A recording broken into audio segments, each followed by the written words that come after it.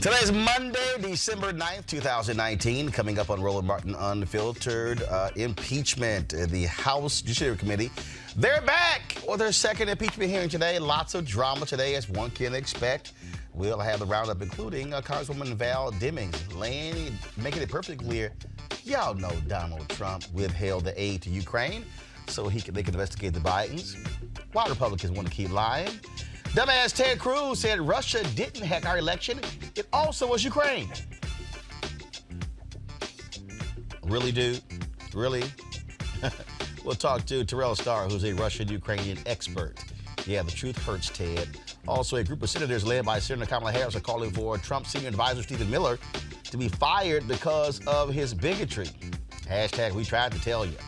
Also, remember the story out of Missouri, Lamar Johnson, the black man, been in prison 25 years. Prosecutors say he didn't commit the crime, so why are they continuing trying to keep the brother in jail?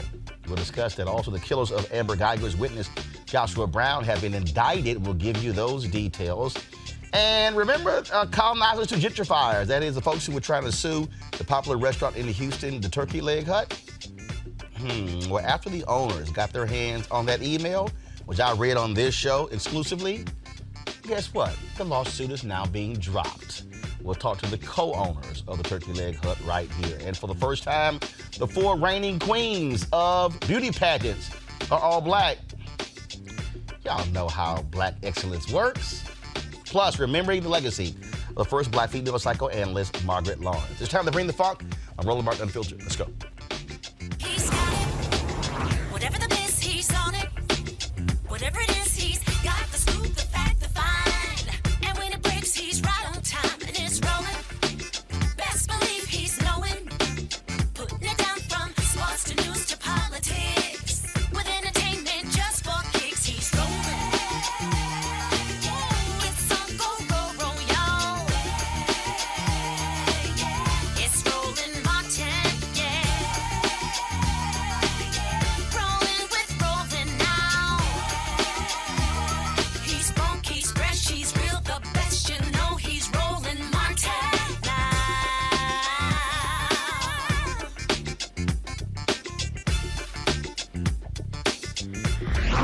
Martin. According to an Innocence Project report, blacks are 7 times more likely than whites to be wrongfully convicted of murder and 3 times more likely than white people to be wrongfully convicted of sexual assault. Such is the case of Lamar Johnson. In 1994, the ACLU believes that the St. Louis Circuit Attorney's Office committed gross prosecutorial misconduct in order to convict Lamar of murder. They knowingly presented perjured testimony, fabricated facts to negate Johnson's strongly corroborated alibi, and buried the fact that a prime witness against him was a paid jailhouse informant. Here to talk about what's happening with that case and the bigger picture is Samil Trivedi. He's the senior staff attorney for the Criminal Law Reform Project at the ACLU. So we had you on a little bit ago. And so what has changed thus far? Has anything happened thus far? So Lamar Johnson, joined by the Circuit Attorney of St. Louis, and I can't press how significant this is, joined by Kim Gardner, the woman who should be prosecuting him, has decided that his overwhelming innocence is so clear that he ought to be given a new trial. So they filed this new trial motion in the district court. It is now up at the appeals court. Having lost in the district court said, I don't care about this new evidence of innocence. I don't care that he's been proclaiming his innocence for 25 years. It's just too late. So they're letting a technicality get in the way. So we are going to St. Louis on Wednesday, December 11th, for the appellate hearing, where we're going to tell the appellate court, first of all, this technicality should not stand, that we have greater issues of justice at play here, and the trial court has all the authority it needs to overturn this decision and give Lamar Johnson a new trial. Now, is this state or federal court? State court. Typically, appellate courts on states love to really give a lot more leeway to the DAs.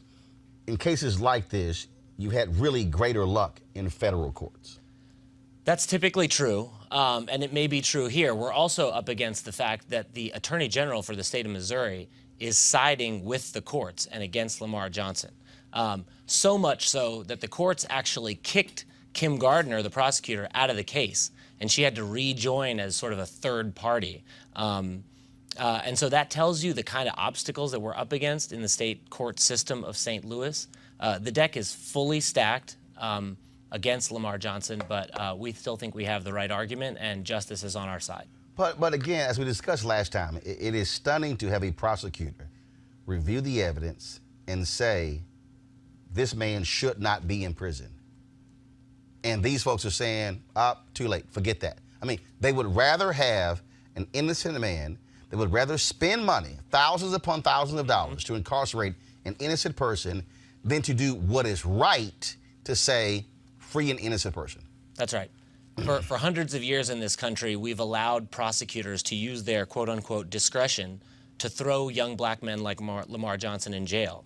The second that, oh, by the way, a young female African-American district attorney gets elected in St. Louis and tries to use her discretion to do the right thing, all of a sudden, everybody's lined up against her.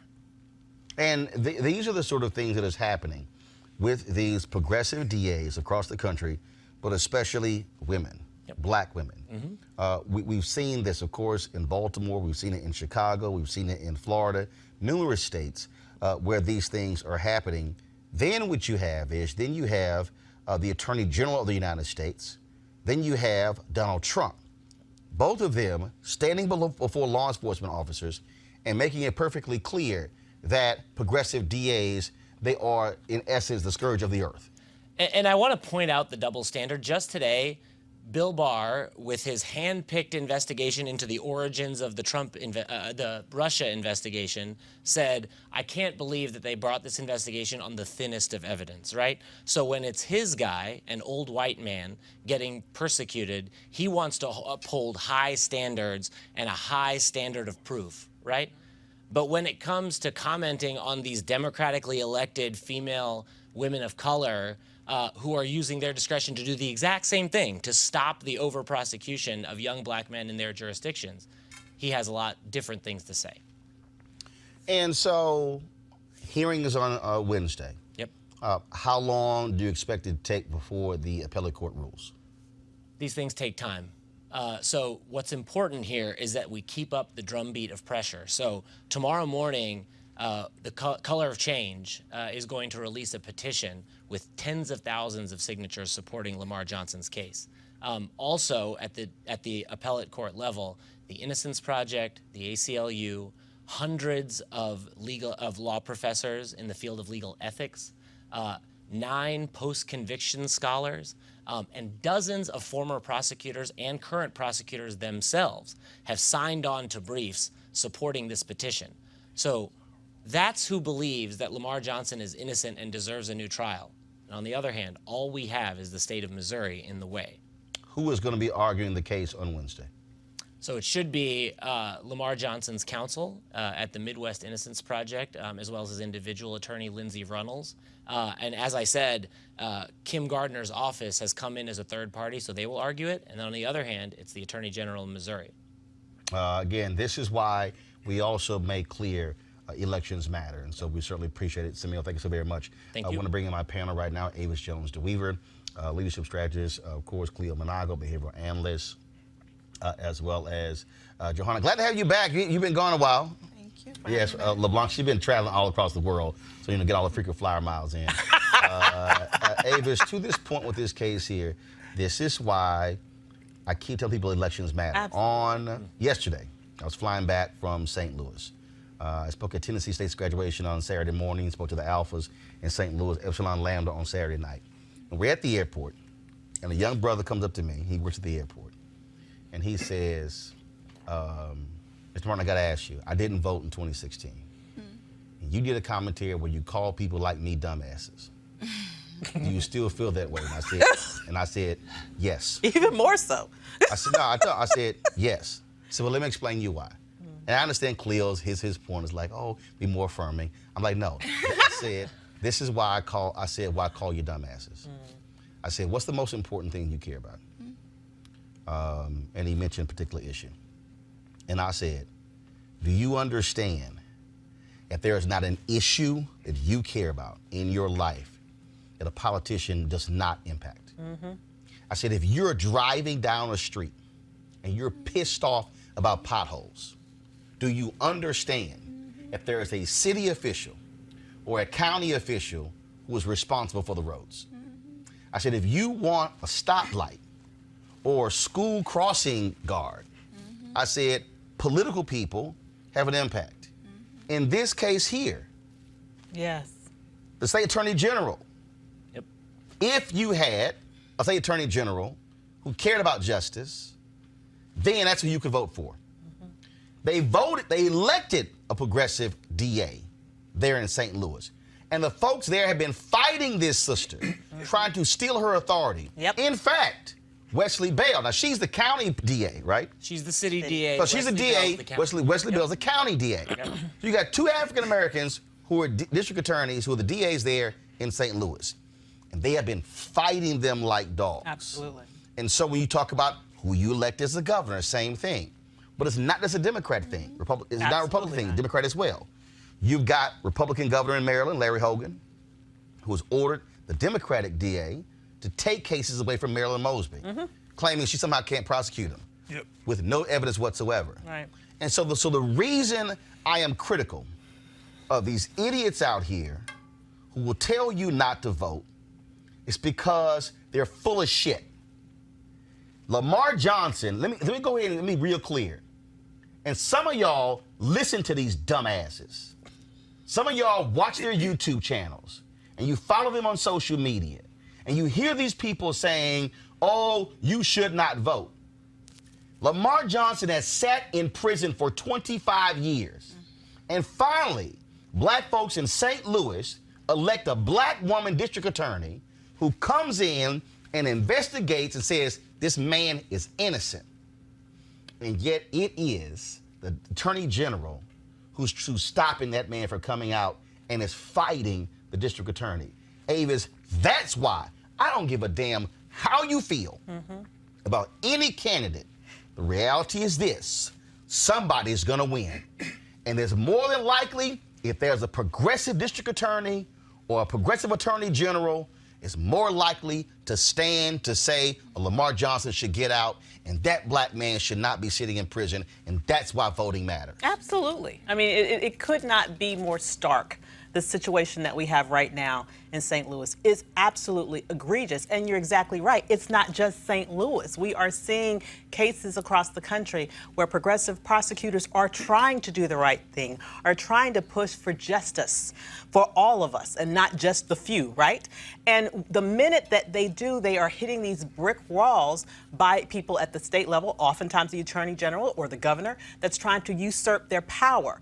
So this is why it's so important that we vote, and that we vote everywhere, up and down the ballot, all right? Such that when we take control, we can use our power in a way that we can actually shift the power dynamics in this nation. The reason why they're trying to usurp this power is because that's what they understand that it is, okay? This is one of the first time in our history where we've had so many progressive prosecutors who are actually looking for justice and not just throwing people in jail. Right. And they're trying to usurp that. They want that power to remain in the hands of the same people who've had it for centuries, and they're trying to push back. And if we can stop them, we need to, and the way that we stop them is through our vote. And Cleo, on that point, that people don't understand, and I've been saying this, that, and I tweeted to a bunch of journalists today, we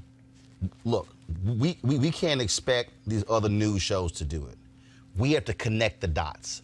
And so I wasn't just chastising Homeboy. I asked, what do you care about? Because I needed him to understand that there are things that you walking around caring about, but you need to understand that politics plays a role in it. And so, and then he said, well, but if I vote, I've done my part. I said, no. That's the end of one process and the beginning of another. Then you got to say, one, if my person wins, do what you said you were going to do. I said, but if the person you voted for doesn't win, you still a constituent. And you can still make demands of the person. So what should be happening in Missouri that attorney general should be inundated Yes. with phone calls and emails and folks targeting his office and protesting as well, saying, how dare you? He should not give a speech anywhere in that state where he is not met by protesters saying, how dare you keep this black man in prison? Well, people who deny the importance of voting could be called DAs. In this case, it means dumb, the word you always use.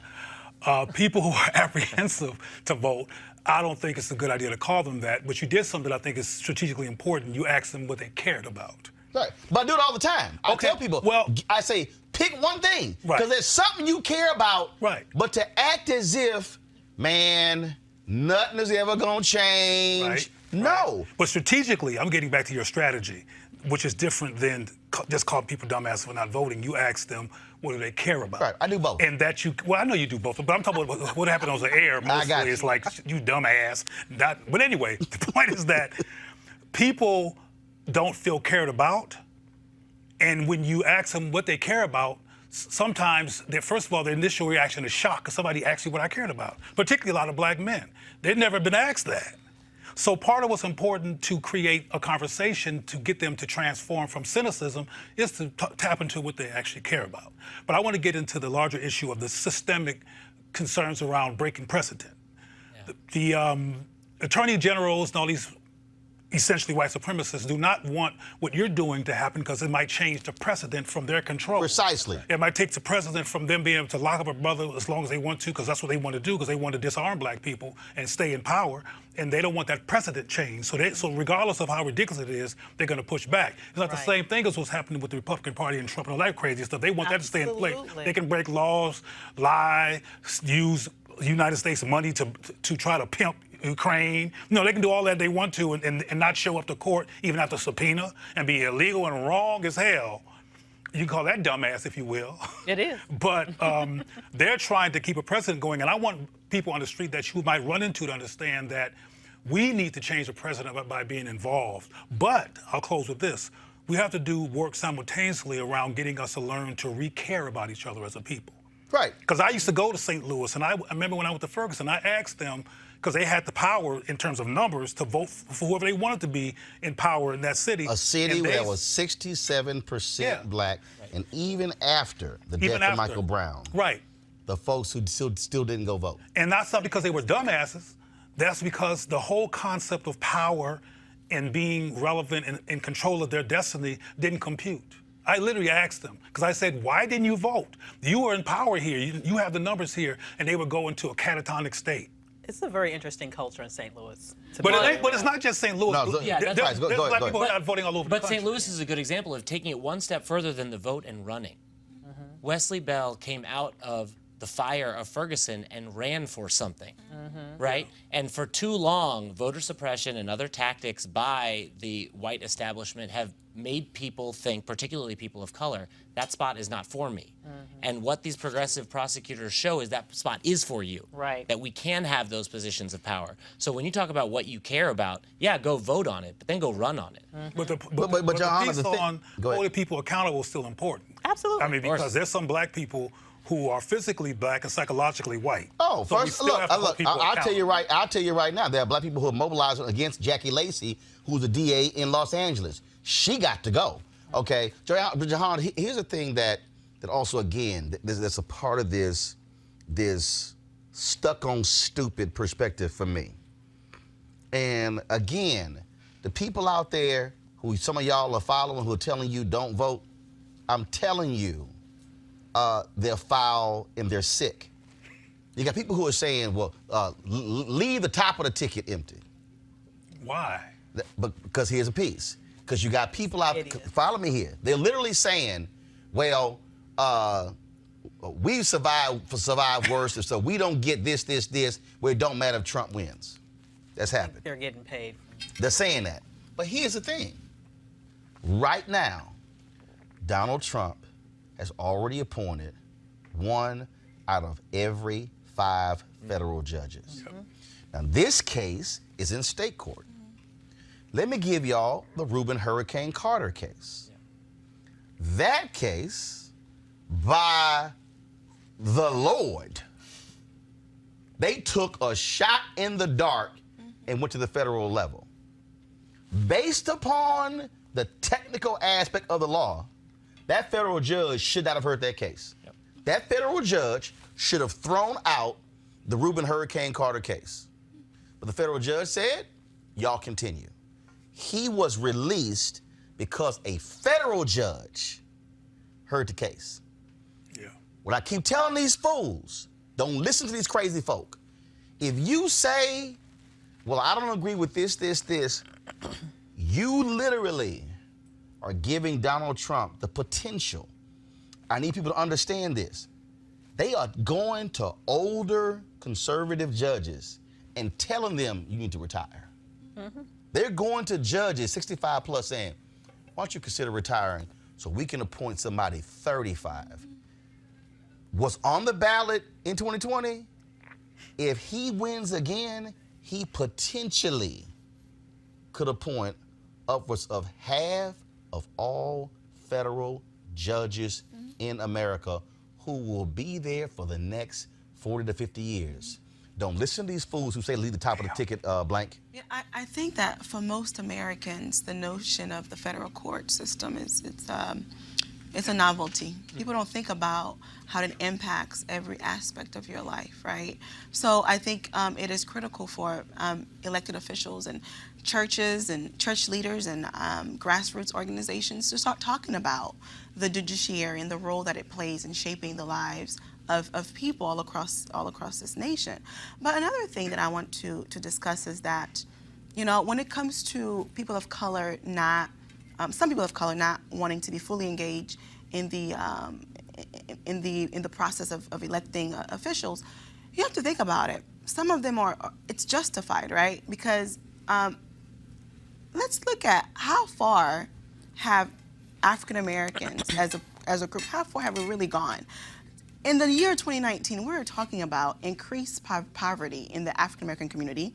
We're talking about incarceration. We're talking about environmental issues. We're talking about high HIV and AIDS rate in our communities. Some of the issues that we were talking about during the civil rights era still exist. So to some people, it's kind of like, does my vote really matter? Is voting just an emotional thing for me, or does it really impact my day-to-day life? Anybody who thinks that it's the same today as it is then needs to think about they need to think about what would life be like if you didn't have those changes? Yeah. See, but for some people, they haven't seen like significant changes in their day-to-day life. But when somebody says... We have to understand where they're coming from. Oh, no. I understand where they're coming from. I think a lot of times we don't even want to hear that narrative. But the reality, but here's my problem with that narrative. Questioning the system every day. But here's my problem with that narrative.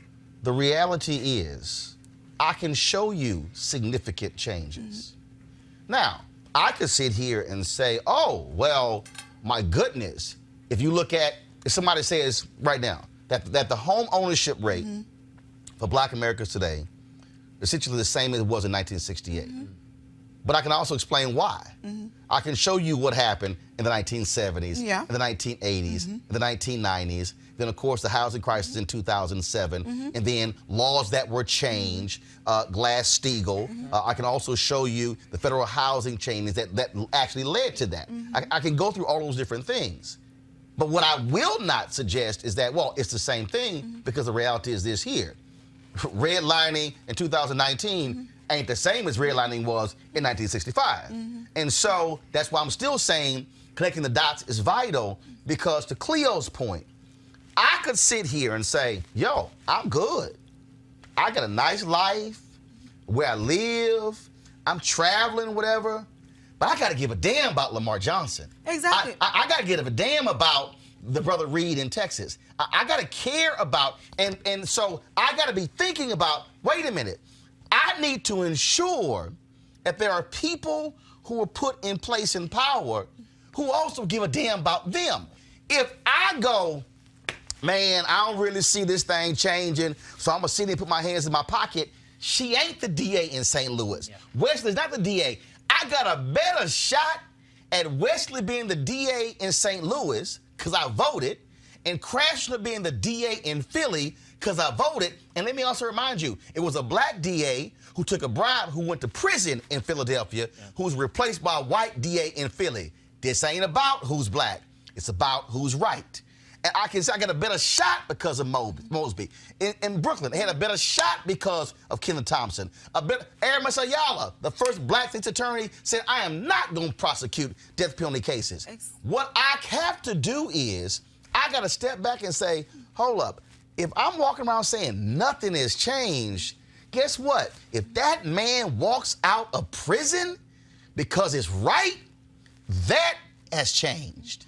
And the point I'm trying to make and is that's that, 25 years. And the point I'm trying to make is that we must not dismiss those feelings, right? And again, it is, you know, the church and various media outlets have a very significant critical role to play in terms of educating voters, right? Because you have to look at it, in the year 2019, if a child were to be born in poverty in the year 2019, that child will more likely to die in poverty than ever in the history of this country. So to some people, it's as if, has things really gotten better? At the end of the year, a lot of families... If a child born in poverty in 2019, if a child was born in poverty in 1919... The likelihood of that child not staying in poverty is very slim. No, that child was in poverty in 1919, 1929. Look, America's a capitalist society. Of course, in a capitalist society, they need broke people. Of course. And they push that. And so the reality is, here's the other piece we got to own up to.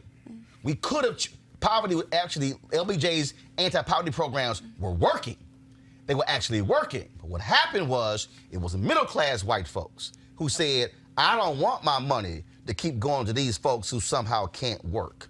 And they were actually working. When Republicans say, oh, we've spent all this money and these things were failing, no, things were working. The problem that we've had in this country, and of course, we're not dealing with it today's show, but you just had a Washington Post to drop the story. Almost $1 trillion spent in Afghanistan, and this nation has lied to us, and nothing has really changed there. What we have to do, and again, this is to me how basic it is, and Avis, we had this in the 60s. And Cleo, we discussed this as well. Black communities had citizenship, education, training. Of course. They had classes, they had workshops. They were walking folks through. What I'm saying to people, we got to make this thing plain, because if we do this, and here's the piece, I don't know what white folks gonna do. I don't know what Latinos gonna do. I don't know what Asians gonna do. But all I'm saying is this here. If black folks do this, somebody is going to win. Absolutely. And the thing is, it's not even to say that, I mean, come on. Things can roll back.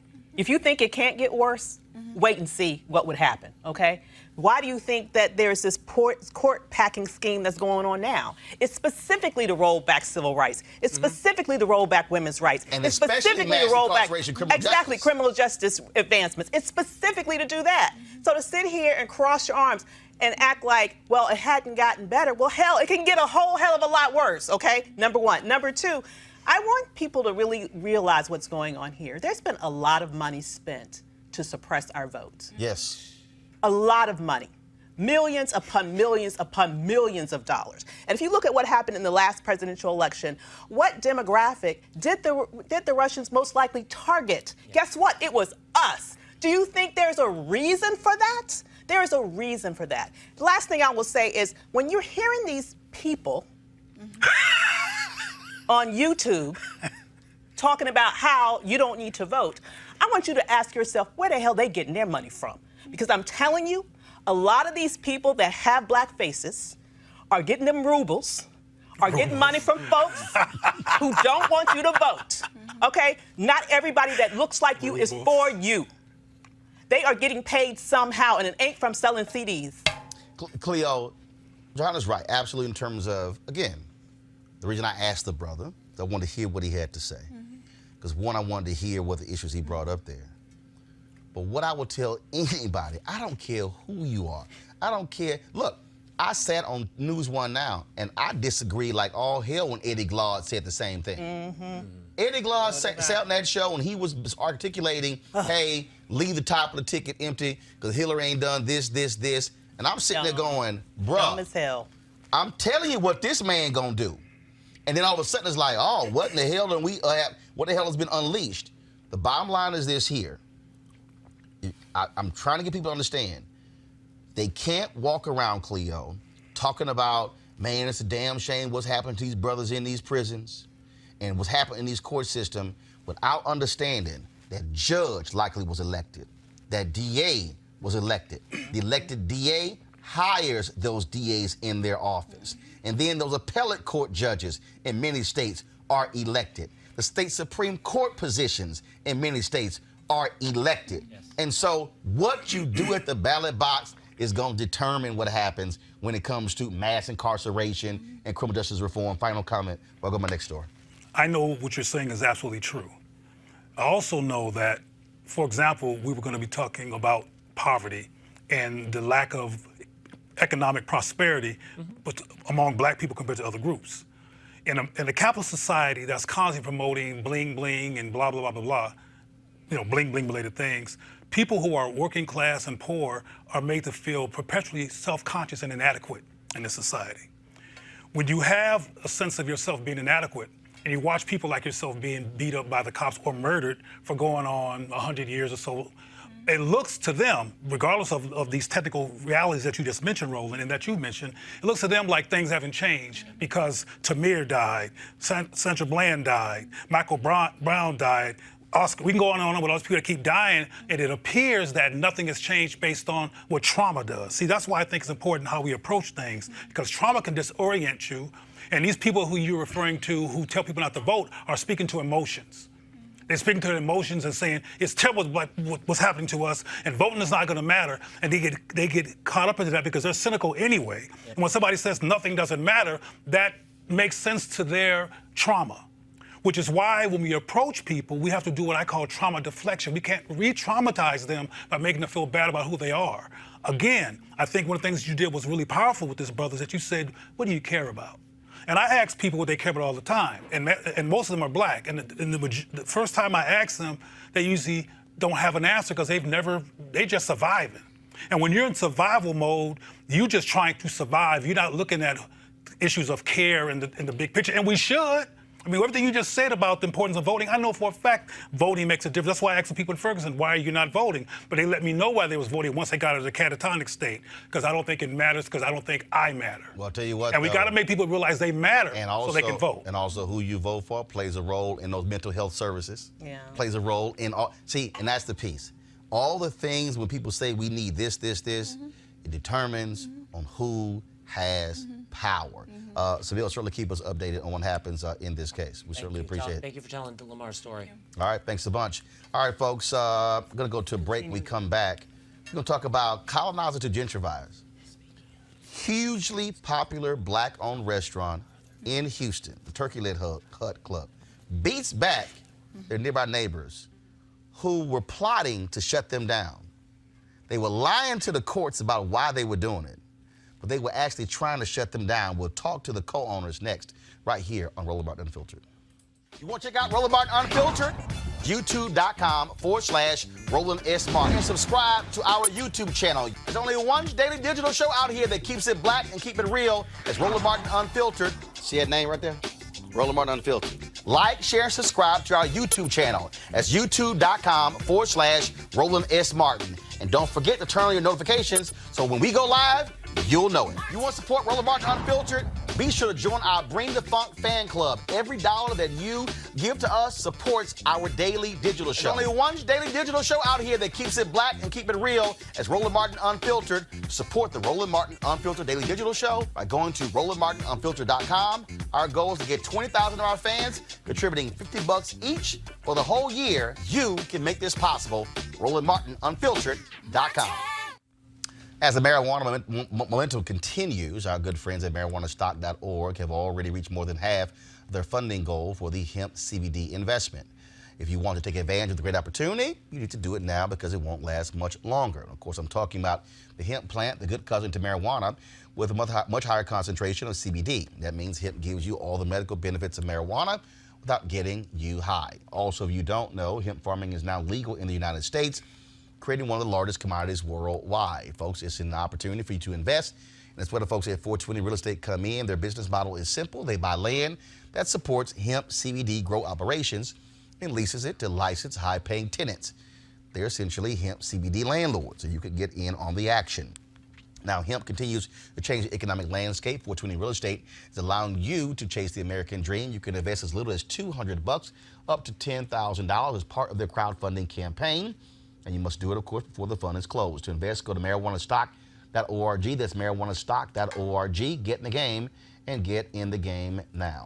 3 men have been indicted on capital murder charges for killing Joshua Brown, who was a witness in former Dallas police officer Amber Geiger's murder trial.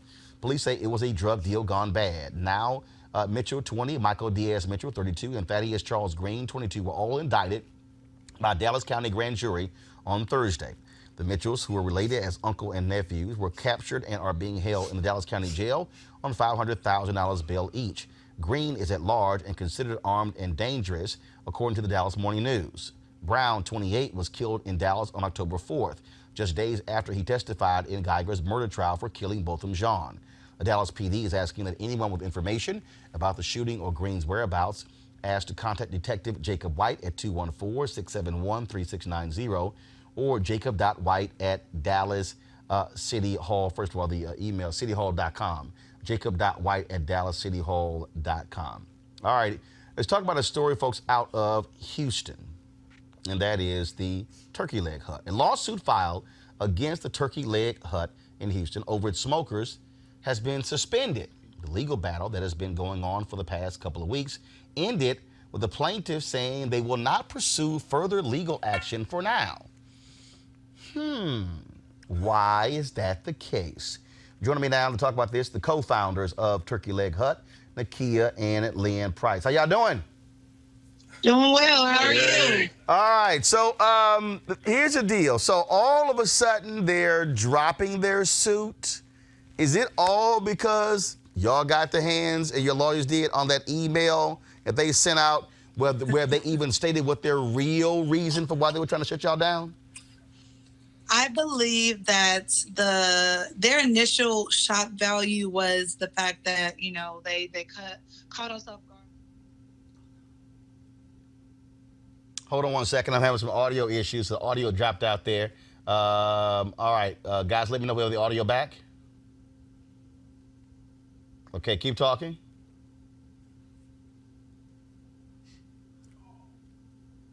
All right, so do we have the audio, guys? Okay, all right, so not quite sure what happened with the audio there. Yeah, I can't hear you guys on y'all end. So do this here in the control room. If y'all could work this out, and then we'll go right back to them. And so, folks, so let me unpack this here, okay? The Turkey Leg Hut opened in Houston about 3 years ago along a road called Alameda Road in Houston's 3rd Ward. Now, this is, of course, a historic black neighborhood where Texas Southern University is, my high school, Jack Yates High School. It is one of the most historic black neighborhoods in the city of Houston. So they opened this restaurant, and on this road, Alameda Road, were a lot of black businesses located. KCOH Radio, longtime voice of black Houston, located on that street as well. Turkey Leg Hut then opens, and it takes off. People are sitting there, going there, and getting their turkey legs. Unbelievable response from the public. Well, then in that particular area, gentrifiers moved in. It's near the Texas Medical Center. It's near downtown. And so what then happens is they start complaining about the owners of the Turkey Leg Hut. They complain about the traffic. They complain about the noise. They were complaining, saying the smoke from their smokers. Thousands of people. You go to the Turkey Leg Hut, folks, I'm talking about the line is sometimes folks waiting 1-2 hours to get in, hugely popular, okay? So then, of course, they open up a place called Daiquiri Hut. Oh, they didn't like that. They complained about people parking, and so the owners bought literally several parking lots nearby to accommodate the traffic. Still not good enough.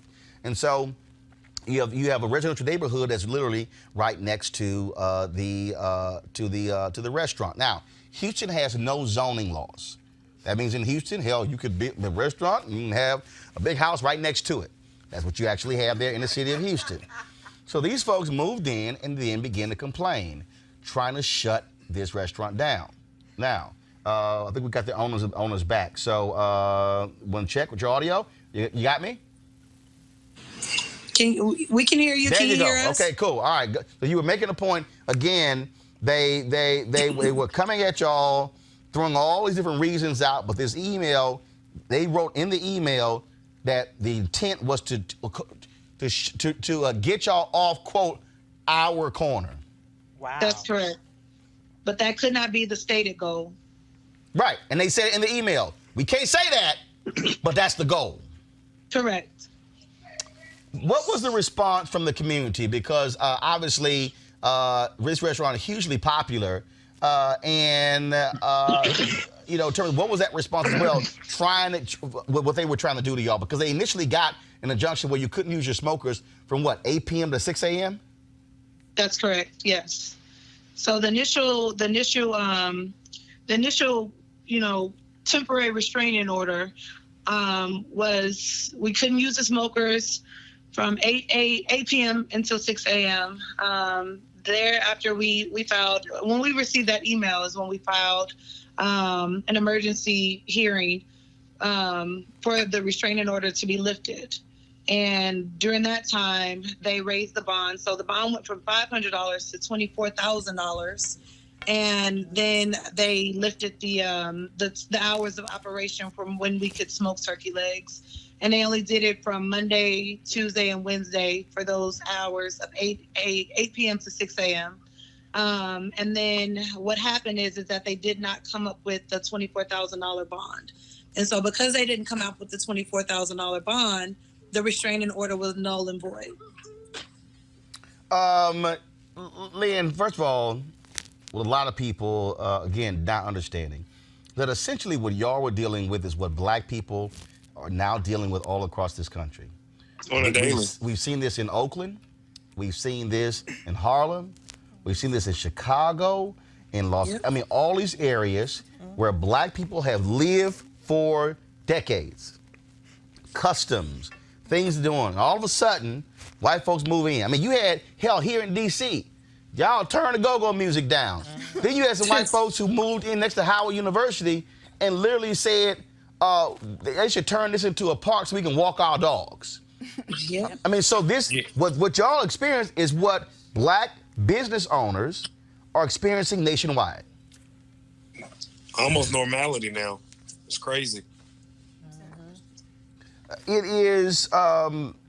It's first of all, I think it's beyond crazy, and you've had to spend thousands of dollars on lawyers to fight this as well. Beyond thousands, and it's crazy, man. And so what is next? Do y'all expect them to retool and possibly come after you again? I think at this point in time, I think they're a little embarrassed about that email coming out and us knowing their ultimate goal. I think at some point in time, it's always been something since we've been here. So they couldn't get us with the noise, they couldn't get us with the parking, and so you came up with the smoke. So my question is that if and when you come back, what will it be what will it be for this time or next time? And of course, as a part of that, y'all have taken action to address some of the issues. Of course, y'all have bought a number of parking lots in this area as well. And so 7? Yes. 7. And so anything y'all plan on doing moving forward to still address some of these issues when it comes to smoke or whatever? So what are your plans? So the plan is the plan has always been to enclose the pits.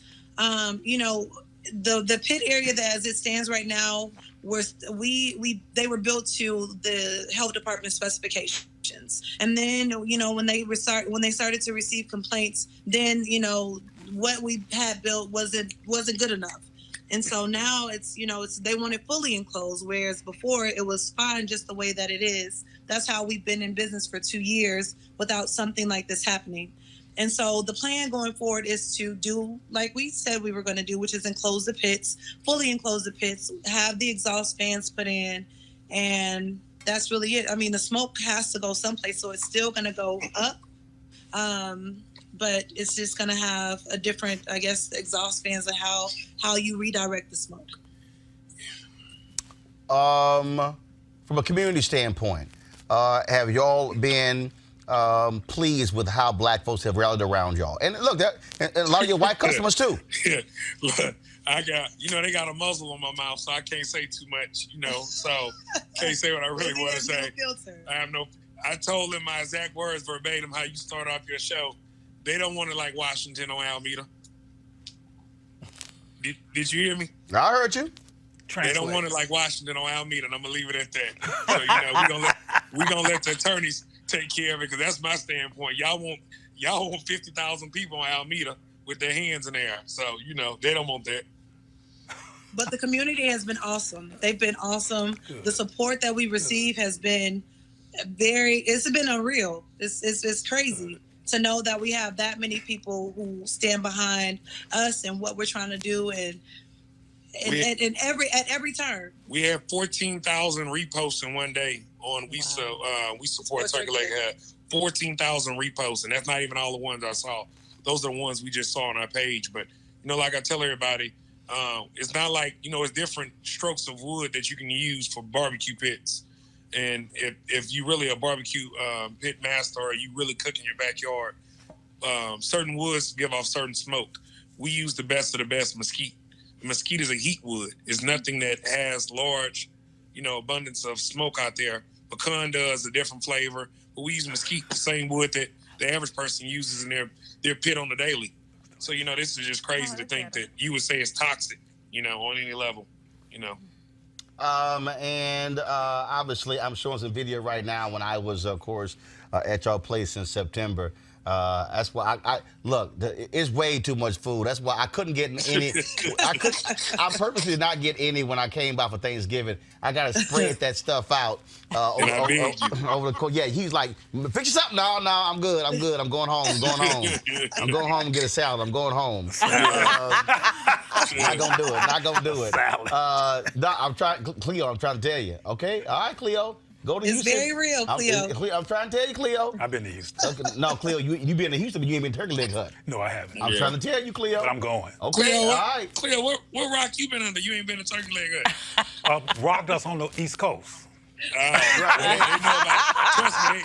Trust me, they know about it down there. Absolutely. And so, look, it has been, again, it's been a battle. I really do believe that, again, I make this point, that the reason we really cover this story as well, because we've been covering this. This thing happened in Oakland, where a black church, they had choir rehearsal inside the church.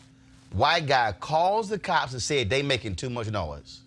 Wow. And wanted choir rehearsal shut down because he felt they were making too much noise.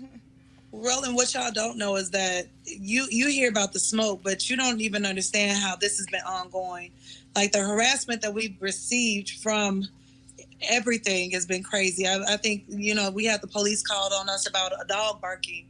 No, not even that. The distributor that brings our wood at 12 o'clock at night, somebody called him out because he was unloading the wood in the back on a pallet, and they said it was making too much noise. Wood. Yeah. It's crazy. We haven't even, we haven't divulged everything that we've been through, because I feel like, at the end of the day, God has our back. But it's been a roller coaster, to say the least. Yeah, they don't know I'm ready to ride it. I like roller coasters. I love it. This is legit. Put me in the front row. Let's ride. Well, we certainly are glad to see how this ended up, but I'm quite sure they'll be back. And so, Nakia and Lynn, good luck and continue with the success with Turkey Leg Hut. Thank you so much. I appreciate it. Thanks a bunch. Go to my panel here. Again, this is what they have had to deal with. Again, is exactly what black people are confronting all across this country. Here in D.C., Shiloh Baptist Church, they are trying to get them to move, saying, look, the parking on Sundays is just too much. White folks are moving into traditionally black neighborhoods in Harlem, where they have been beating on the drums for decades. Oh, no, there's too much noise. Y'all can't be playing drums on Sundays. Roland, I secured some property in Baltimore that's right next door to a well-known white-run restaurant. That's what I will say. And while we were doing renovations, somebody called the police to stop us from what we were doing and to check to see if we had permits.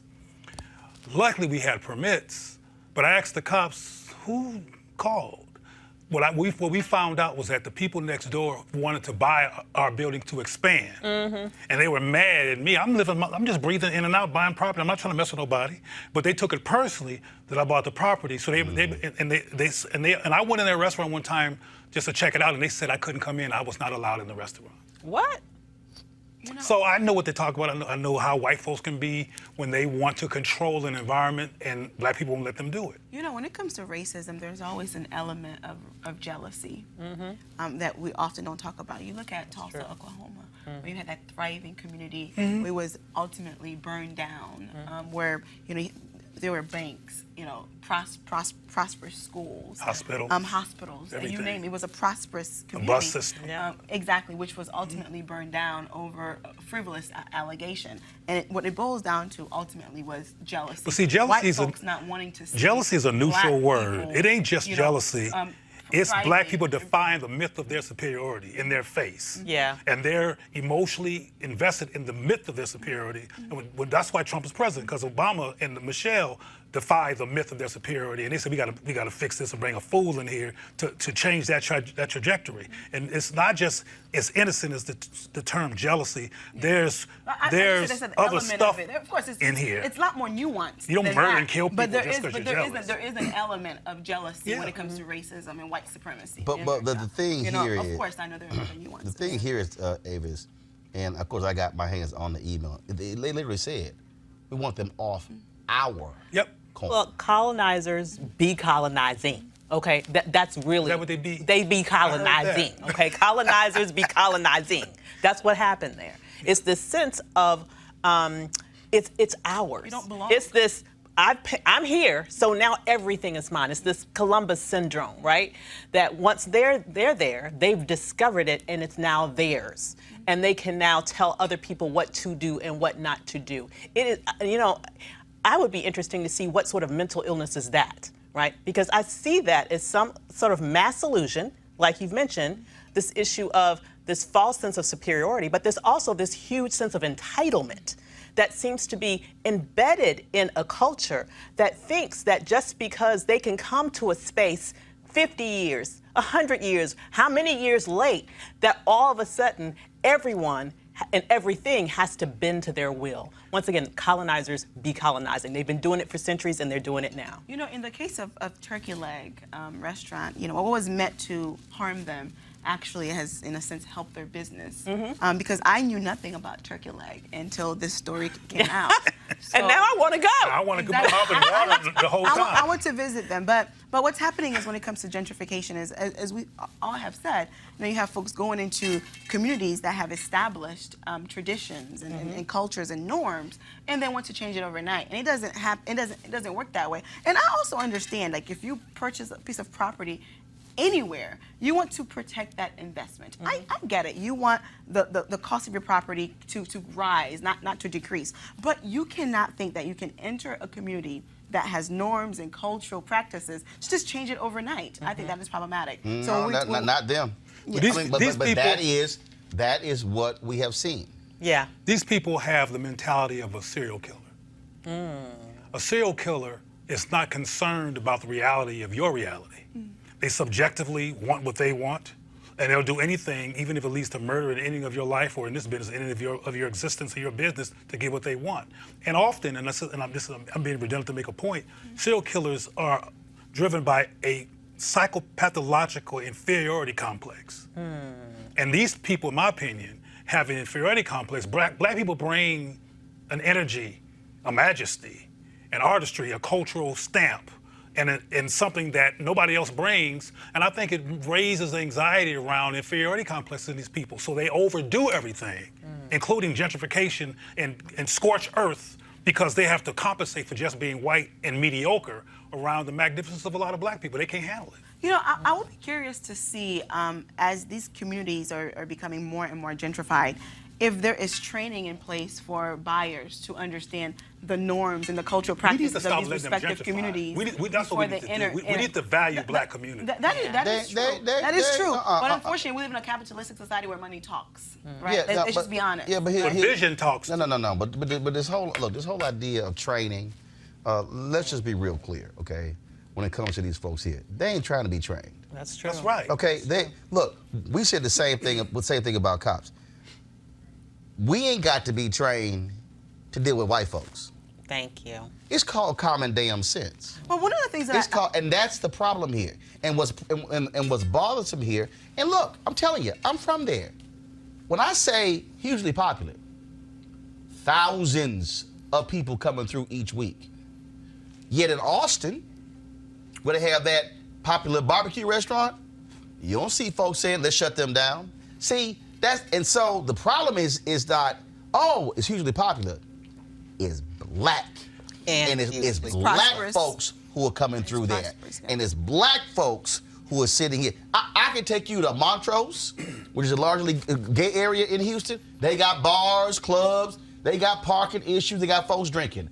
I can go to the Heights, I can go to all kinds of different places here. But this is different because also this is historic third ward that they now want to call like, when I say understand how they're doing it, University of Houston, just understand University of Houston's in third ward, okay? Like literally, if this is TSU, University of Houston is 2 blocks that way. My high school is right across the street. Do you know what they call that place? University Place. Well, okay, Scott Street, University of Houston, Yates, TSU. Y'all in third ward. What they've tried to do, where this area is, even rename it. They tried to rename Harlem. So that's also the deal. So the deal, see, this thing goes deeper. This ain't about training. That's right. What they want to do is they want to completely eradicate all sense of blackness. Like locusts. So we gonna rename this place. We gonna move all the folks out who were here. You go to Miami. Read Luther Campbell's book. And when you go to a basketball game in Miami, you are on hallowed ground that black folks, Bahamians, built. They moved all those black folks off of what is now downtown Miami and pushed them into Liberty City. So let's get back. That's why they say let's get to our corner. Let's get back to what black people can do about this. Well, one of the because a moment I said to you a moment ago that we need to value black communities and do a pushback on gentrification. We do. And you mentioned that this is a capitalist country, but let me tell you what the brother did who owned the building that we have in Baltimore.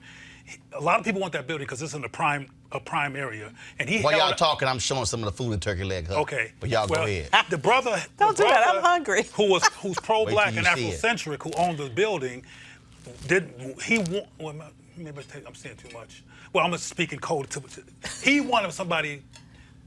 I don't know how do I say this. Okay, Just say it. Okay, I'm gonna say it. There were all kinds of people who don't look like us, who were trying to secure that property because it's a prime piece of property, and he needed to sell it, but he waited. And when you walk in there, you saw the final call, you saw Malcolm on the wall. Good for him. I mean, I knew this was a black man who owned this place. Right. And he held out, and he was literally in tears when I told him that I was going to build a black wellness and cultural center in the same space that you've been blacking, because he's a civil rights. He's a person. Okay, I don't want to give too much of his. We got you. Of his business, but the bottom line is that he held out, which he was strategically held out to somebody black, was able to come along and secure that building, and we can do that. I do understand that Gotcha. the need to preserve our black communities and value them. And value them. I do get that, but at the end of the day, when you have someone who can barely make their mortgage, see, this person you just talked about is probably is very privileged to where they were able to hold out. The average person can't hold out. You come to someone, you say, I'm giving you $100,000 for a house that may be worth like $2-3 million 2 years down the line. They're probably going to take it and move on, right? Because the average person just does not have the luxury to just hold out. Super quick solution. When I first moved to DC as a graduate student, I lived in a cooperative. It was a community land trust that had purchased the land that property lived on because they saw at the time that this part of the city was flipping. This was around the U Street area before it's now what it is today, right? And so they purchased that land to suppress it, to make sure that housing there was still affordable. I bought into that cooperative as a graduate student. To this day, completely black-filled building in an otherwise white community. So what I'm saying is that we need to think of creative ways that we can hold on to property and maintain some level of blackness in our community. And here's the piece. The reason they were able to afford to fight the lawsuit, Because black folks supported them. Yes. That's why. All right, folks, going to a break. We come back. What the hell wrong with Senator Ted Cruz and these Republicans? Lord have mercy. Like, no evidence Ukraine was involved, but they just want to convince us Ukraine was involved. We go talk to Terrell Starr with The Root. Yes. See, this is why we also, unlike them other shows out there, we run around talking about how they cover black stuff. Y'all, Terrell Starr is a black Russian-Ukrainian expert.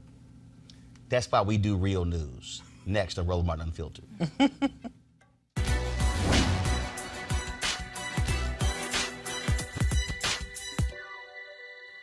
If I didn't define myself for myself, I would be crunched into other people's fantasies for me and eaten alive.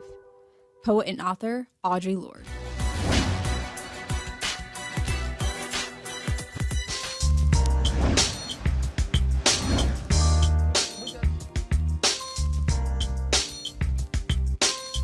All right, folks, hashtag HBCU Giving Day School, Tennessee State University, of course. Yes, I'm rocking their hoodie. I was a commencement speaker on Saturday. Had a great time. Thank you very much, Dr. Glenda Glover. And so more than 600 students graduated, and so we had an absolute fabulous time. If you go to my Instagram page, you'll see some of the photos we took, of course, with some of the graduates. Only alphas get selfies. Sorry, okay. But because this Kappa wanted a photo, he got mad because he didn't want a selfie.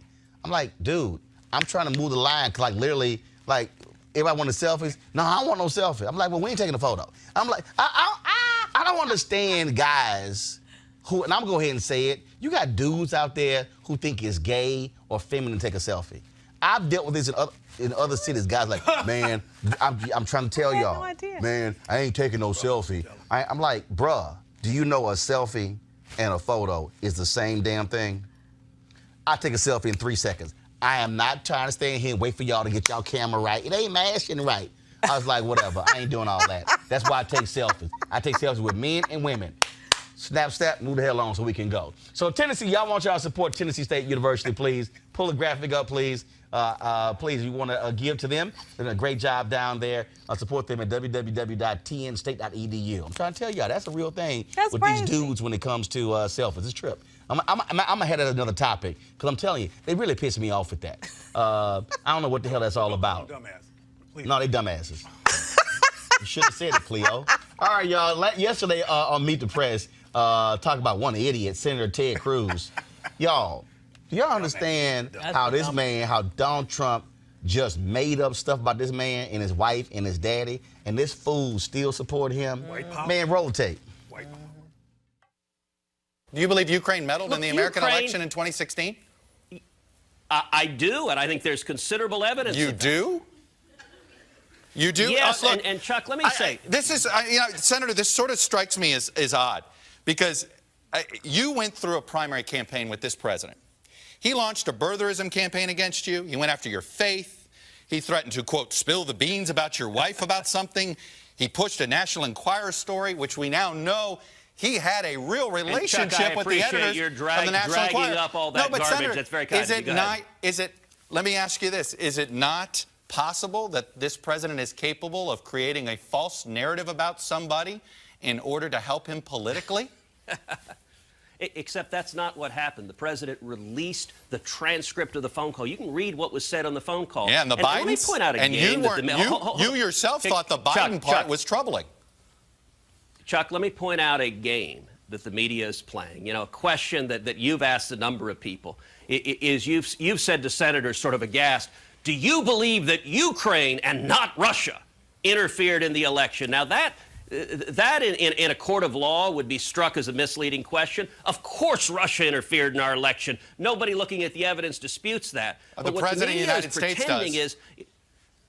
Look, on the evidence, Russia clearly interfered in our election. But here's the game the media is playing. Because Russia interfered, the media pretends nobody else did. Ukraine blatantly interfered in our election. The sitting ambassador from Ukraine wrote an op-ed blasting Donald Trump during the election season. Do you know why he did that? That is unusual. What did Donald Trump as a candidate say about Ukraine and Crimea during the election that might have inspired the ambassador? So you're saying they had disagreements with Donald Trump and they wanted Hillary Clinton to get elected. Okay, so they wrote an op-ed. A Ukrainian parliamentarian. That is the difference. What you're saying is you're saying a pickpocket which essentially is a Hill op-ed, compared to Bernie Madoff and Vladimir Putin. All right, y'all. Joining us right now is Terrell Starr, of course, a Russian-Ukrainian expert with TheRoot.com. Yes, a black Russian-Ukrainian expert. Terrell, how you doing? It's all good. Thank you for having me. All right, man. First of all, for the black folks who don't know, how many times have you traveled to Russia and Ukraine to make you an expert? Just because somebody watching like, how in the hell he's sitting there an expert? Well, I have a master's degree from University of Illinois, where I was in Russian East European Studies. First black person to get a master's degree. Then I have a master's degree in journalism that focused on Eastern European affairs. Back and forth to the region. I primarily go to Ukraine. I go an average of 4 times per year, and I will be in Kiev next Monday, as a matter of fact. Well, again, y'all, I'm talking about when I say he's there, trust me, he's there. Always hanging out there, and so the Ukrainians love him. So let's talk about this whole deal, man. you know, first of all, ain't many bros in Ukraine. Mm-hmm. True. Yeah. Nigerians, though, plenty of Nigerians. Yeah. Okay. Really? All right. Well, at least you got some Very company. much so. You got some company when you there. So absolutely, I have the blackest parties in my apartment. I'm downtown. You can come visit me if you want to. Now the Nigerians love when you come back, huh? So let's go ahead. Let's talk about it. First of all, man, look. Intelligence community. All of these people have said, y'all, you're falling for the Putin okie doke. Are you even embarrassed to see these idiotic Republicans advancing this whole deal that Ukraine was involved in this election? How hilarious is it to watch folks like Ted Cruz and Senator John Kennedy make fools of themselves? You know, I was trying to think about how I was going to respond to this, because there's so many angles of what's wrong and what's screwed up about this. But the irony of Ted Cruz making this false allegation about Ukrainian interference is that there was one point where Eastern European countries, former communist bloc countries, i.e., former Czechoslovakia, which is composed of, Serbia and Albania, and then you have the former Soviet blocs like Georgia and Ukraine, and a number of other nations that were part of that 15-unit bloc. They can rely on Republicans to be the party that was tough on Russia. That is what they were known for. The zenith of that really occurred during the Ronald Reagan presidency, when he stared down Gorbachev and when he made that famous speech of "tear down this wall." So he was through Reagan, the Republicans were the epitome of the party that would be the protectorate of these states once they broke free of communists and Soviet bloc leadership. Now, going back to Ted Cruz, he's specifically talking about a column by former Ambassador Vitaly, thinking about his name is Vitaly Chali, and the reason why he wrote that column was because Trump said that I would recognize Crimea, which Russia annexed, as part of Russia, not Ukraine. He also said that he would consider dropping the sanctions, which prompted, rightfully so, the ambassador to America the Ukrainian ambassador to America saying, excuse me, are you literally telling us that you are going to sit by, our number one ally, to say that it's okay that Putin literally illegally annexed our country, and you're going to drop the sanctions that Obama dropped, which forced the Russian economy to contract by more than 2+%. So that's what he's talking about. So ultimately, the Republicans and Ted Cruz are gathering their evidence and their so-called witnesses via Rudy Giuliani from the same place that Trump gets his presidential appointees, from the bottom of the barrel, from the bottom of the garbage disposal, because that's how useful the evidence is. Because when you go to Ukraine, I have people talk to me about Trump once we go off record, and I obviously wouldn't say who these people are, but they look at me and they say, "Terrell, what's going on over there?" Or they'll say, "Terrell, did you look at what your president said next. And to be quite honest with you, they catch me off guard. I say, I don't know. And then it's something else that he said. So basically in the Ukrainian Rada, he is perceived as a joke. And so are the people that Rudy Giuliani are using as his witnesses in this sham documentary that he's creating when he goes over there. Well, it's absolutely nuts. Not only that, again, Ukraine expected the United States to be friends, but they now know what's going on here. I mean, they know that Donald Trump will sell them out. Whatever Putin wants, he gets. And they literally are parroting Soviet intelligence talking points. Literally. It is. And so here's the irony of this, Roland, and everyone needs to recognize this. And Joe Biden actually needs to do more speaking up for himself in this particular regard. Joe Biden was former President Barack Obama's envoy to Kiev during the tail end of Obama's second term in office. And the charges of Ukraine being a corrupt nation in regards to financing, listen, it's all true. The country has been known to leak foreign aid like a sieve. That's what we do know. What's also true is that anti-corruption activists have been working for years, for the past 20 years, to hold their government accountable. In fact, the country, in the span of 10 years, has had two revolutions: the Orange Revolution, which I was right across from in Georgia after the Rose Revolution that happened there, and then also you have this Euromaidan that prompted the war that's in eastern Ukraine to this day. Joe Biden was the envoy that Obama sent to speak to the Ukrainian Rada and demanded that they work and that they improve on measures that would curb corruption. And they responded, along with the West, along with other Western countries, because it wasn't just Joe Biden.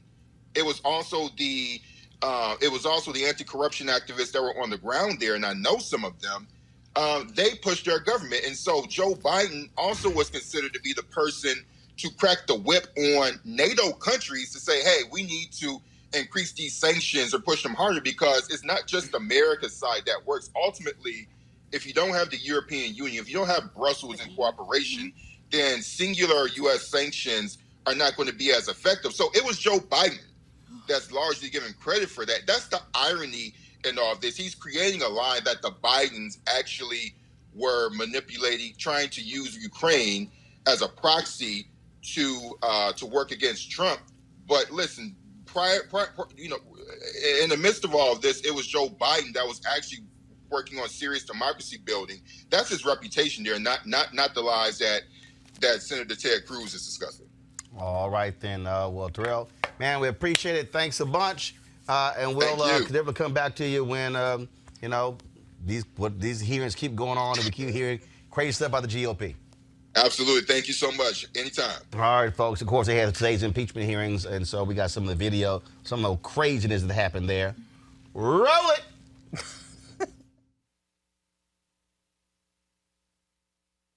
So, Mr. Goldman, let's get to the facts again. During the phone conversation on July 25th with President Zelensky, President Trump was narrowly focusing on his own political survival, using his public office for private and political gain. The truth matters. Then we heard counsel for the Republicans say the president's concerned about foreign aid because you could kiss it goodbye, assuming that's referring to anti-corruption. But let's look at the facts of the July 25th call. I happen to have read it just recently, which sharply illustrates the president's willingness to abuse the power of his office for his own personal benefit.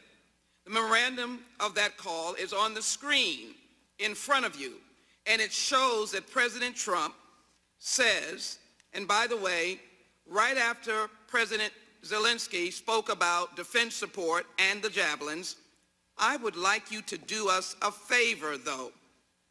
So, this is the president's own behavior and words. Mr. Goldman, what was that favor? The favor was to investigate a debunked conspiracy theory related to Ukraine interference in the 2016 election. And Mr. then Goldman, later, the investigative committees received evidence from multiple witnesses who testified that President Trump was provided specific talking points in preparation for the July 25th call geared toward protecting the American people's national security. Is that correct? The talking points certainly were part of the official U.S. policy, and they included anti-corruption efforts and national security efforts, yes. And those talking points were provided to help the president effectively communicate official U.S. policy interests during calls with foreign leaders. Is that right?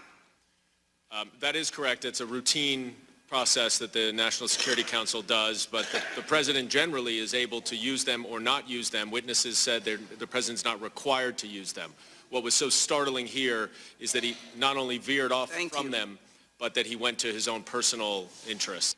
Thank you, Mr. Chairman. I'd like to get us back to the undisputed facts of the president's abuse of power.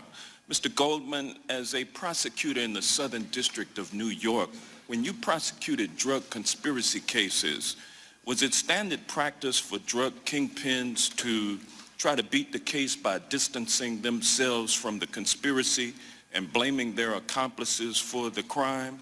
All the time. Conspiracies have different layers, and the top layers make the bottom layers do the work so that they're further removed from the actual conduct. Okay, I'd like to ask some questions about the president's role in what Ambassador Bolton referred to as a drug deal.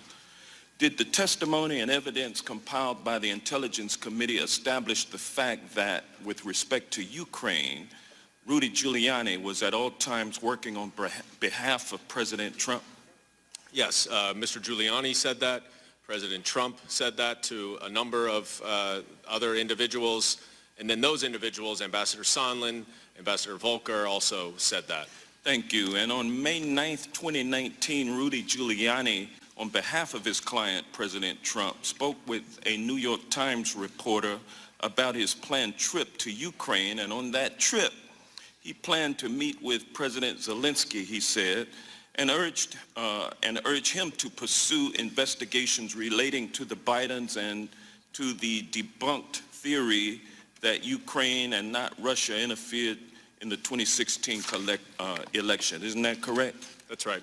And Mr. Giuliani told the reporter that his trip was not about official U.S. foreign policy, and that the information he sought would be very, very helpful to his client, meaning it would be helpful to President Trump. Is that correct?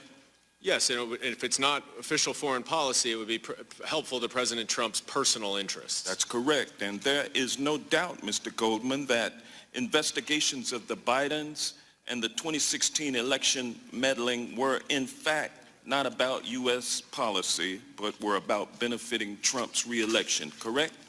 Yes, and even the Ukrainians realize that. Let's focus on the aid to Ukraine. Mr. Goldman, Congress allocated on a bipartisan basis $391 million in military aid to the Ukraine. Is that correct? Yes, and it was signed by President Trump into law. Does the record establish that the military aid to Ukraine is in the national security interests of the United States? Absolutely.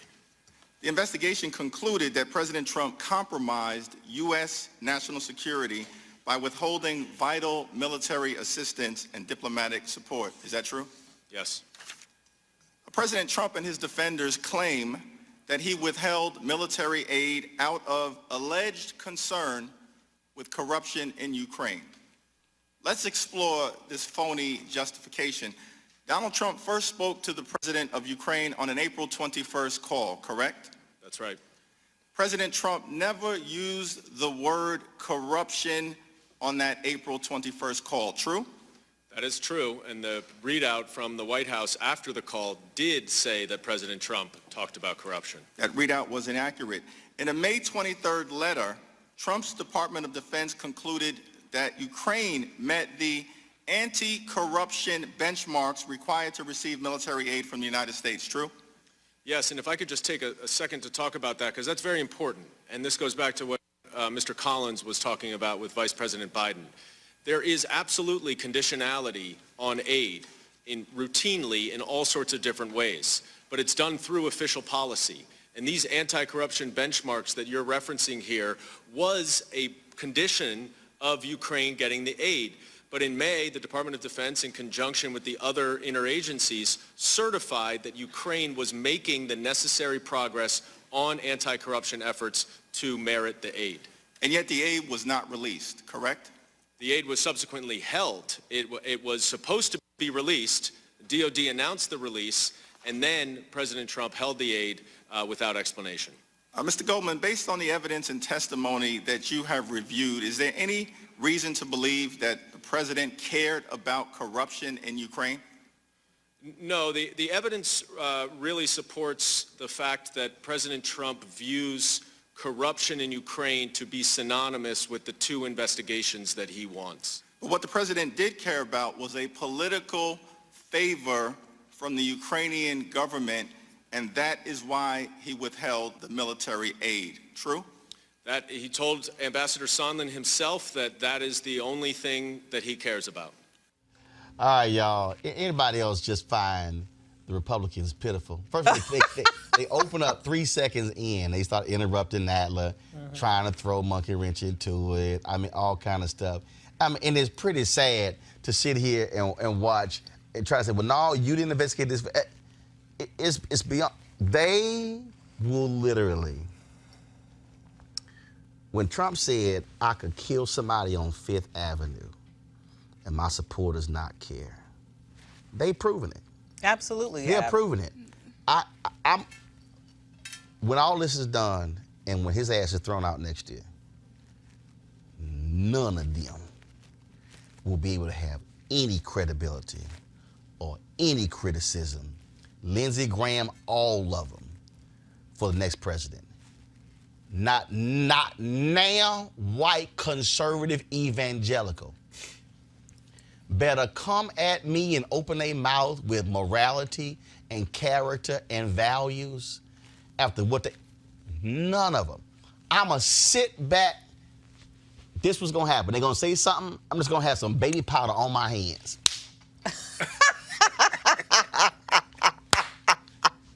It's gonna, or a fly swatter, just swat. Because it is clear and undeniable. And they are like, no, the sky is absolutely purple. You know, in spite of mounting evidence that shows there is grounds for impeachment, we have to look at ultimately what are we trying to accomplish, or what the Democrats are trying to accomplish, right? The Democrats essentially are trying to impeach the president, which I think will happen in the House. But ultimately, based on our Constitution, the Senate has to do its part.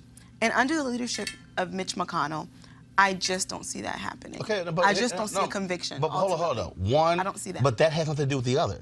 Right. So, for instance. But you need a conviction, though. And the Senate has to do that. No. That is incorrect. Let's be clear here. He's not being removed. Yeah. There are two chambers. Because the ultimate goal is to get him removed. No. The ultimate goal is to hold him accountable.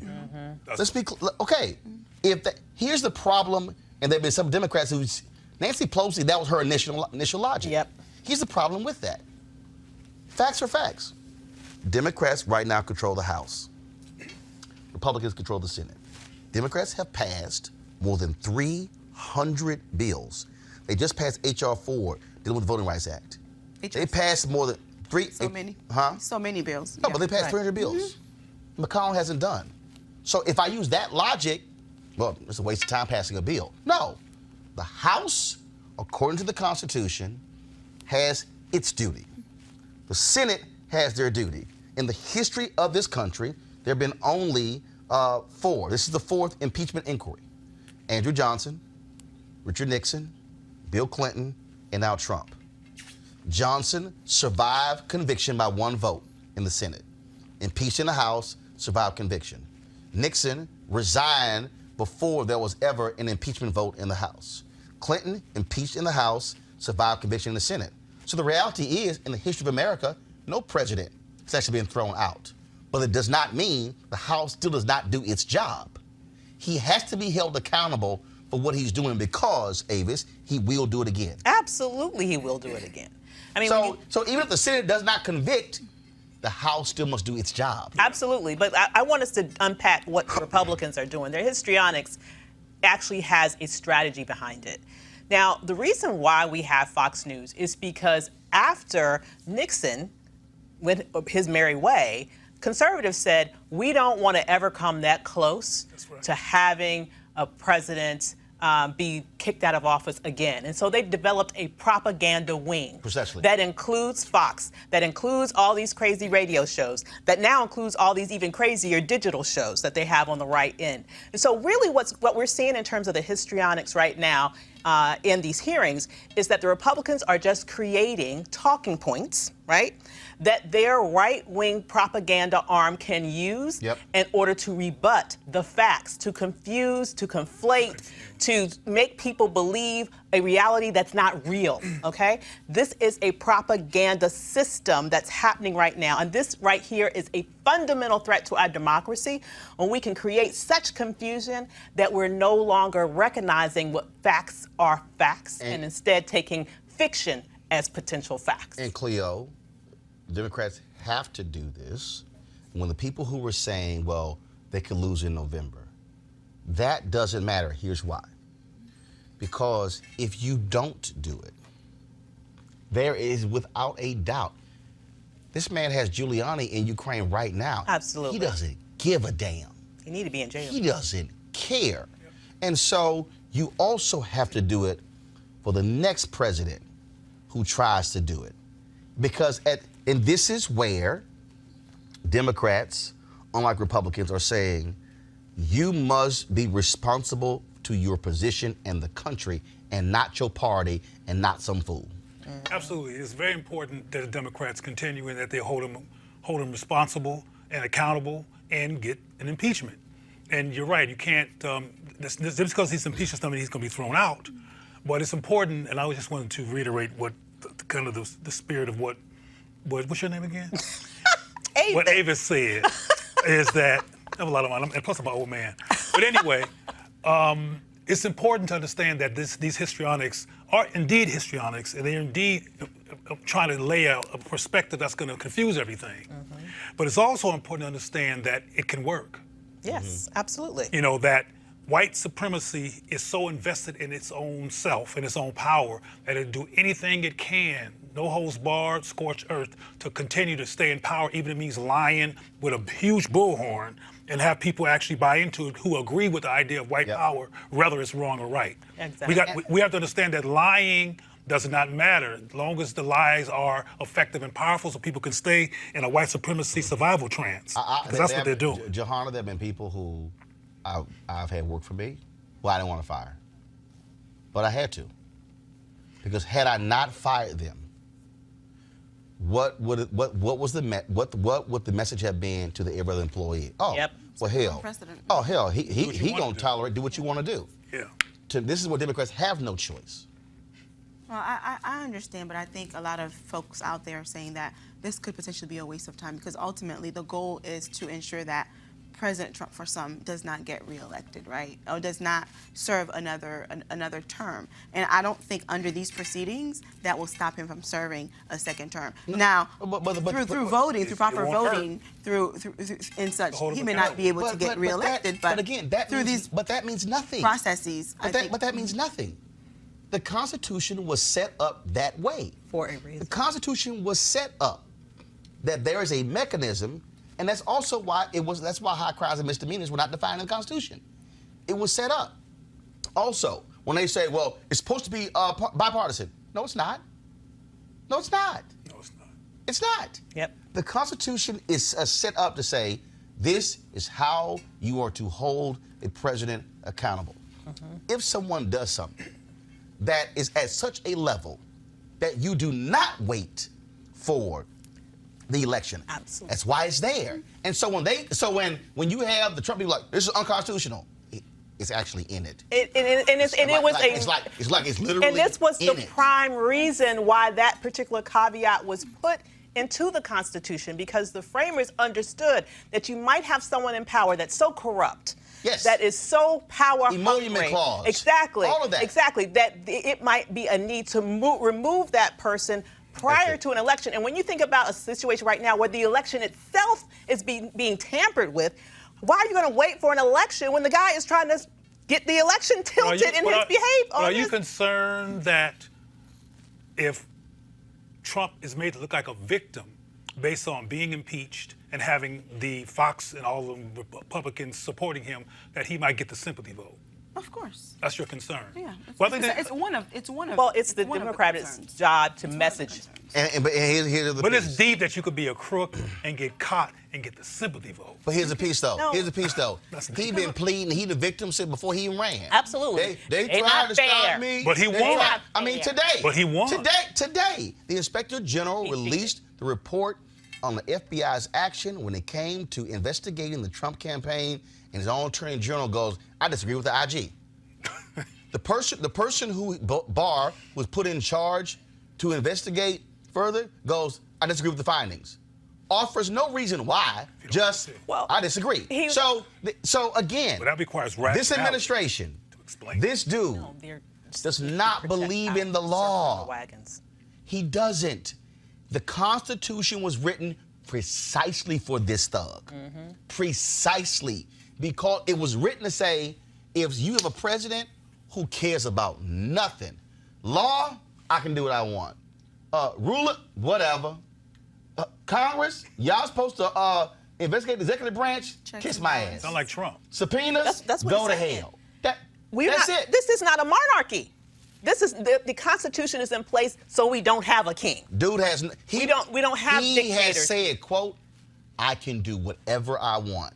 That's why he has to get impeached. You have to send a signal, no, you can't. He can cry as a victim, but the bottom line is this here, it's still the other party's job to put a candidate up who can beat them and turn their people out. Yeah. But he cannot be allowed to do whatever he wants to with impunity and somehow think it's all good. Hey, folks, for the first time, America's top beauty pageant, Miss USA, Miss Teen USA, Miss America, and Miss Universe have crowned a black woman as their winners at the same time. That's a very big deal if you know your pageant history.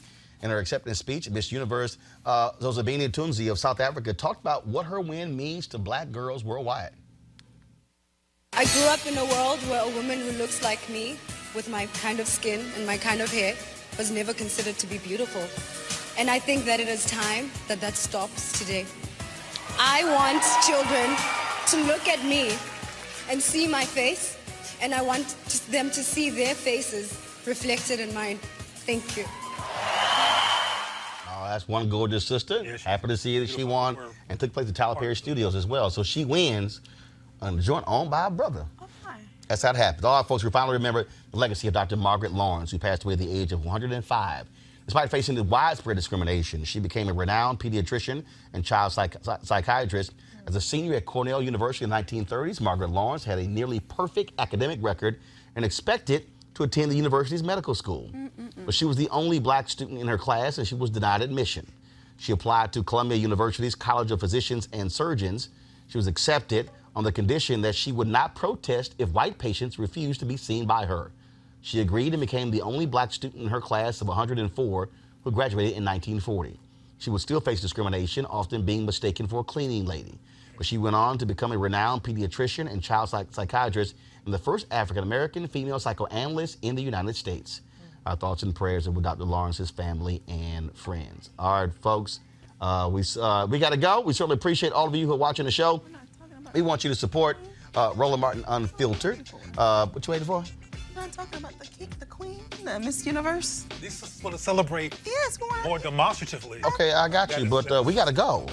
I mean, we've been talking about everything else for the last hour and a half, so you should have mentioned earlier that you really want to talk about Miss Universe. Congratulations, I do. Congratulations to her, and her win is not just for South Africa, but the entire continent of Africa. And more specifically, her win shows black girls, especially little black girls, that you have a choice to either wear your hair natural or to wear your hair in perm or press or whatever you want. So at the core of it all, it's knowing that as a person of color, I have a choice. Now, she ain't a person of color. She's black. She's black. She's black South African, right? So, but she's a symbol for black people all over the world. But yeah, you're right to make that distinction because in South Africa, Asian, because she beat Miss Puerto Rican. No, because in South Africa you have black South Africans, Yes. you have colored, you got white. South Africans, you have white. So it's good that you make that distinction. Thank you, Roland Martin. But nonetheless, the point I was trying to make is that seeing someone like her, she's beautiful, she's gorgeous, she has won this title, is significant for girls of color all over this world, in particular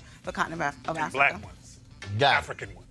Like I said, support RolandMartinUnfiltered.com by going to RolandMartinUnfiltered.com. Join our Bring the Funk fan club. See, why is this important? Because there's a whole bunch of people out there who talk all this stuff about they got shows and they talk about, no, they talk about black people. We talk to black people. We talk with black people. We put on black experts, black guests. We bring on lawyers and doctors and people along those lines because we want to see the best of ourselves. And so there's a difference between this show and a whole bunch of others. You know exactly what I'm talking about. And see, I don't waste my time talking about other folks' shows. Do you? That was the subject of my speech at Tennessee State. Do you? Okay? I'm not going to waste any time sitting here going off about y'all because you know why? We got business to cover. We got really important stuff. And so that's what I focus on. And so for anybody who wants to debate me, you at least got to be relevant. At least. Sorry. At least. At least. So that's why we do what we do. Damn. And as we cover the news, that's how we do it. Because there's some people who are real journalists, and there's some people who are not. RolandMartinUnfiltered.com. Support what we do. Bring the funk. I got to go. And also, if you ever try to question somebody's blackness, don't go there, because you don't really want that heat. You really don't. No, it's unfiltered. Because my shade is also unfiltered. My shade is also unfiltered. Yeah. Tennessee State, HBCU. What are you wearing? If you show your face to your audience. Holla!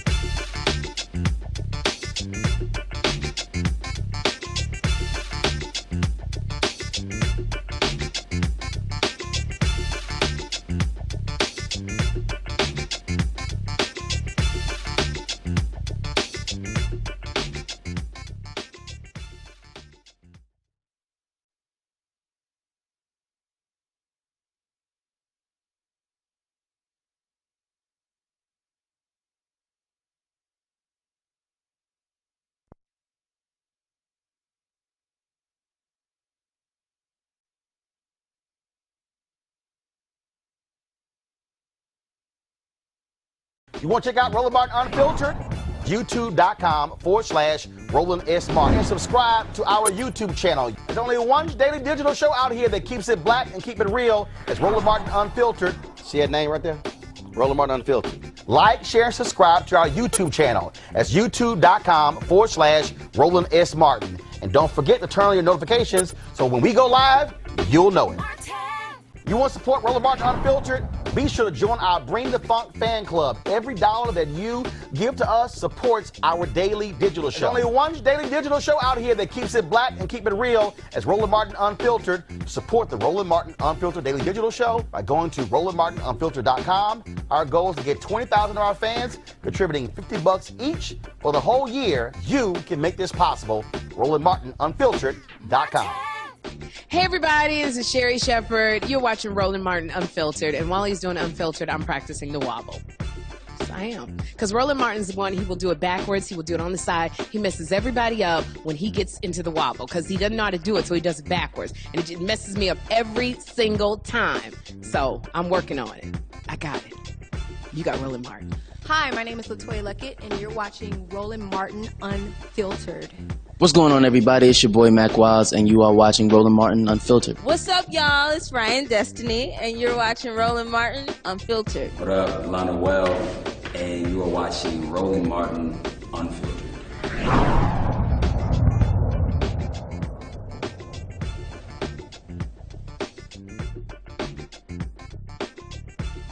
Hey fam, want to check out Roland Martin Unfiltered, the blackest show on all of digital, cable, and broadcast. Check out our audio podcast.